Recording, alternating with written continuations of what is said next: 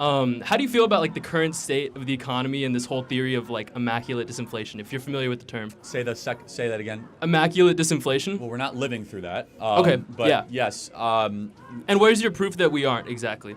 Are you talking disinflation? Yes. That we actually we're not seeing a surge in prices? No, disinflation means the inflation rate is decreasing over time.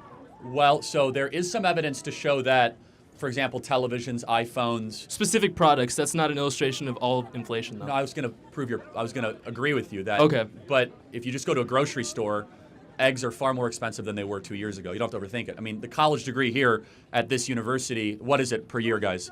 30,000. How much?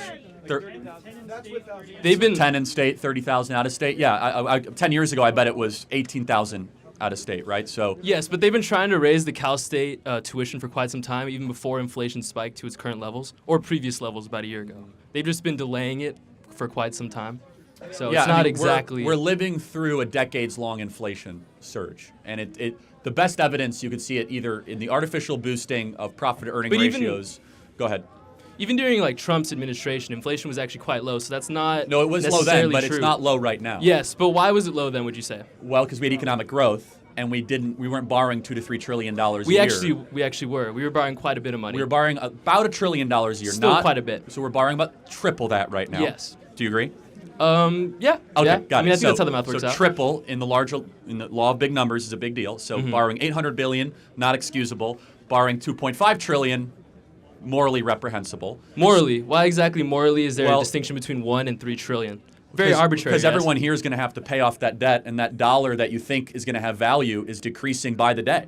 Whether you're pro-choice or Democrat. But inflation is something that's going to occur can no I- matter what. Can Sorry. I finish? Okay. I apologize. It's okay. Inflation is not a guaranteed human norm. That's not true, but I'll get to that in a second. Every single person here, it will be harder than ever for you to own a home.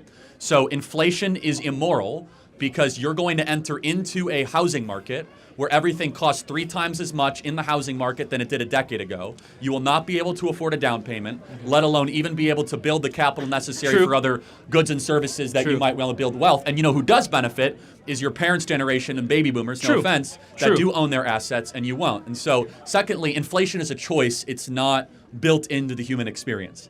The human experience, sure, but the economic system, especially a capitalist economic system, it definitely is. How would you it how would you depends try how to you build a achieve central 0% bank. Yeah, inflation? 0% inflation? Yeah. Well, I wouldn't want 0% inflation. So then it is built in, Inflation. and it is a necessary evil. No, I said I wouldn't want it. Okay. Moderate inflation is good for money velocity and for growth. Yes. But you need to manage that versus the growth rate.